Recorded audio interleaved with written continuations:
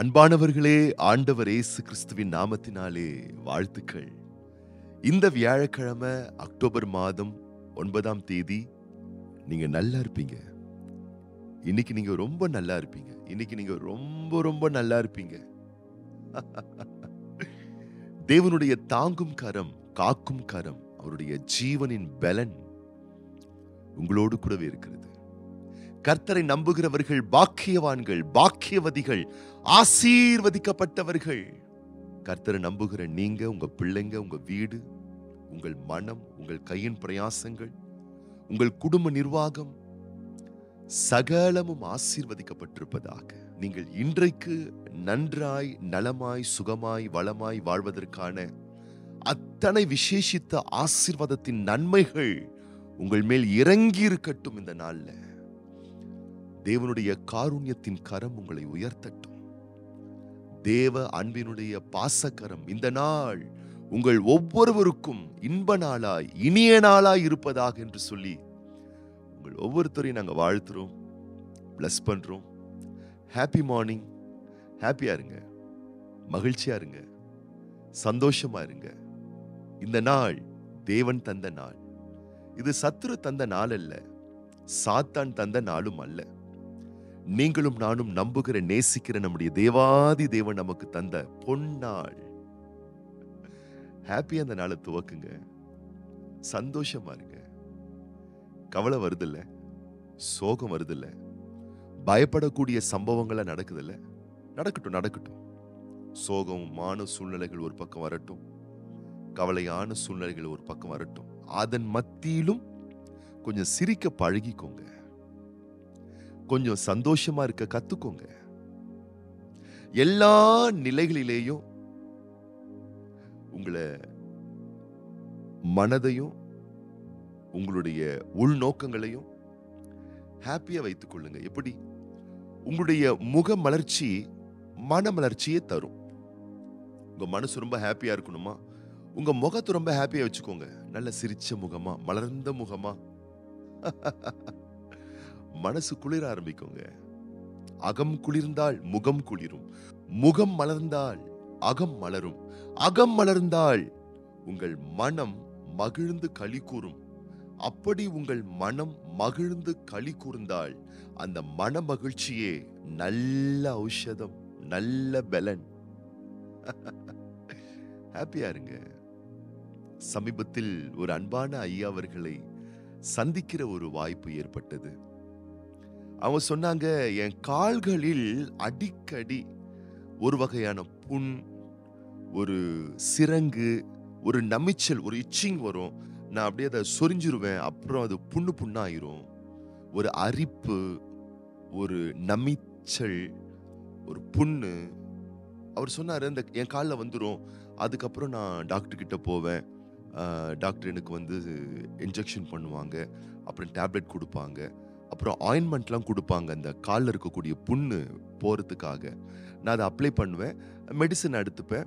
அதுக்கப்புறம் அது கண்ட்ரோல் ஆகும்.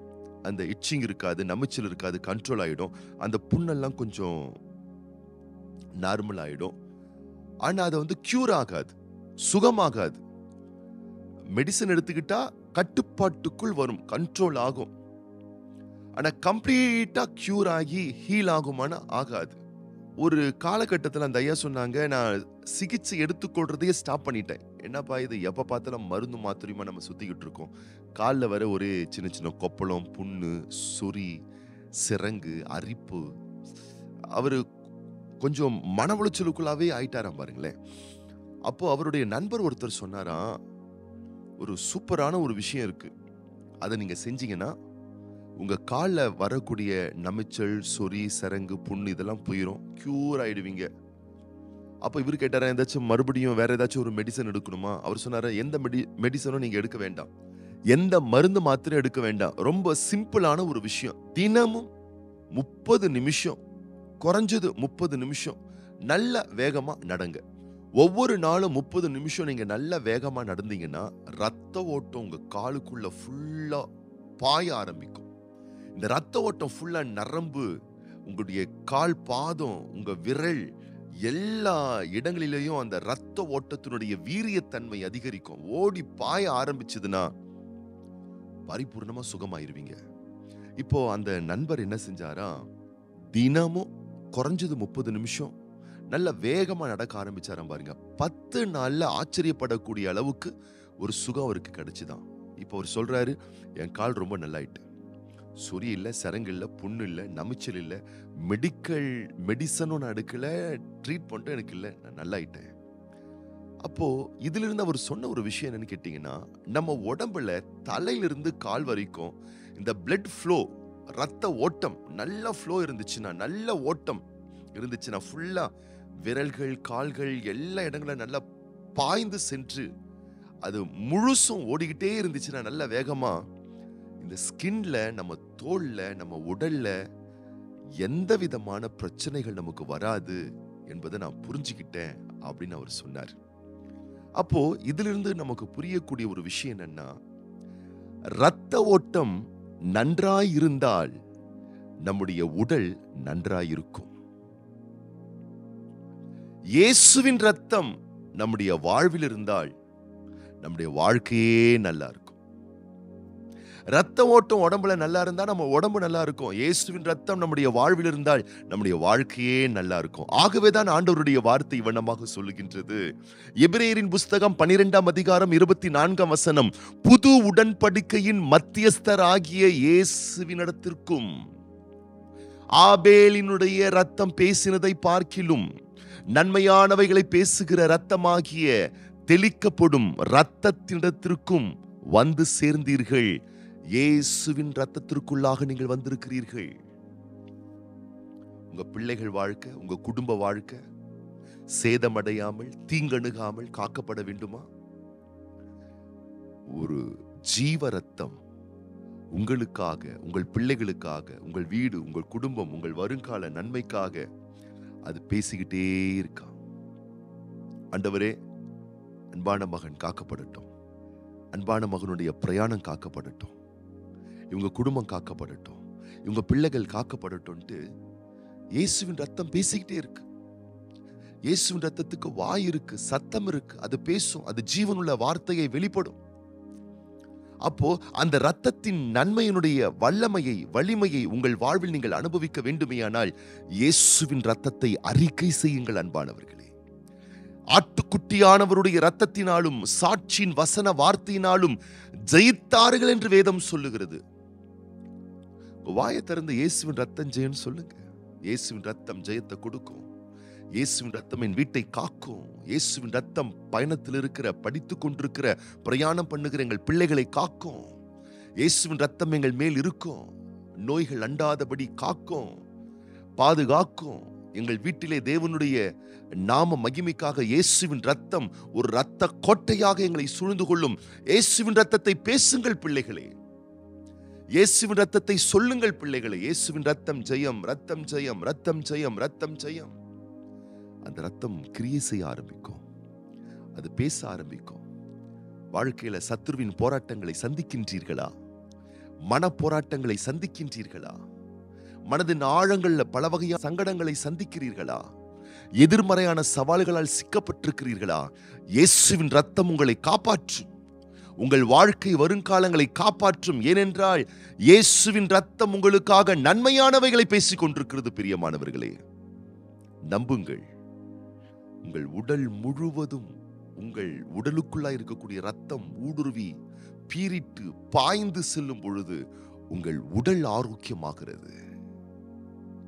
இயேசுவின் ரத்தத்தை நீங்கள் அறிக்கை செய்யும் பொழுது, இயேசுவின் ரத்தம் உங்களுக்காய் பேசும் பொழுது உங்கள் வாழ்க்கை காக்கப்படுகிறது, உங்கள் வாழ்க்கை பாதுகாக்கப்படுகிறது. ஆகவே ஆவியின் ஜீவனாய் இருக்கக்கூடிய இயேசுவின் ரத்தத்தை அறிக்கை செய்யுங்கள். வாய்கள் திறந்து பேசுங்கள். ஆச்சரியப்படக்கூடிய அளவுக்கு ரத்தத்தின் வல்லமையையும் அதன் மூலம் உண்டாகக்கூடிய நன்மைகளையும் இன்றைக்கு நீங்கள் உங்கள் வாழ்விலை பெற்று அனுபவிப்பீர்களாக.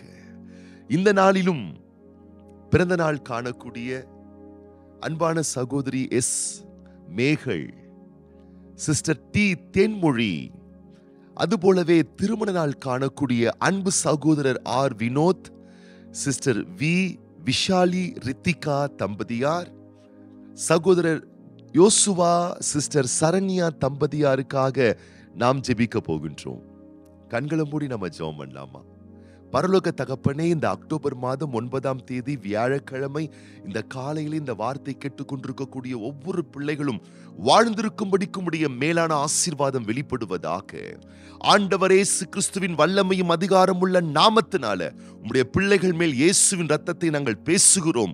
பிள்ளைகளுடைய கூடாரங்கள் மேல் இயேசுவின் ரத்தத்தை நாங்கள் பேசுகிறோம். இயேசுவின் ரத்தம் தரக்கூடிய ஜெயமும், இயேசுவின் ரத்தம் பேசுவதன் மூலம் கிடைக்கக்கூடிய நன்மைகளும் உமது பிள்ளைகளுடைய வாழ்க்கையிலே வெளிப்படும்படிக்கு, வெளியரங்கமாகும்படிக்கு தேவன் பலத்த கிரியைகளை நீர் செய்தருள்வீராக. விசேஷித்த வெளியேற பெற்ற உம்முடைய பேர் ஆசீர்வாதம் ஒவ்வொரு பிள்ளைகளுடைய வாழ்விலே உண்டாயிருக்கும்படி தேவனே உம்முடைய வல்ல சிநேக பிரிய பாசம் மிகுந்த கரத்திலே ஒவ்வொரு பிள்ளைகளை அர்ப்பணித்து ஒப்பு கொடுத்து வாழ்த்தி மனதார நாங்கள் ஆசீர்வதிக்கின்றோம். இந்த நாளிலும் பிறந்த நாட்கள் காண்கின்ற, திருமண ஆண்டுகள் காண்கின்ற ஒவ்வொரு தேவ பிள்ளைகளுக்காக நாங்கள் ஜெபிக்கின்றோம் தகப்பனே. ஆண்டுகளை, நாட்களை நன்மைகளால் முடிசூட்டுகிற தேவன், பேரன்பான பிள்ளைகளுக்கு நீர் தந்திருக்கக்கூடிய இந்த புதிய ஆண்டை நன்மைகளால் முடிசூட்டுவீராக. உடைய வருகை வரும் மட்டும் இதுபோல் இன்னும் அநேக ஆனந்தமான, ஆசீர்வாதமான, மகிழ்ச்சியான, மங்களகரமான ஆண்டுகளை உடைய பிள்ளைகள் காணும்படிக்கு, சகல ரகமான நன்மைகளால் நீர் முடிசூட்டும்படிக்கு உடைய நாமத்தினாலே, வார்த்தையினாலே ஒவ்வொரு பிள்ளைகளையும் மனதார நாங்கள் வாழ்த்துகிறோம், ஆசீர்வதிக்கிறோம். ஆண்டவர் இயேசு கிறிஸ்துவின் ஆசீர்வதிக்கப்பட்ட நாமத்தினாலே வாழ்த்தி ஜெபிக்கிறோம் எங்கள் நல்ல பிதாவே, ஆமீன். நீங்க இன்னைக்கு ரொம்ப ரொம்ப நல்லா இருப்பீங்க.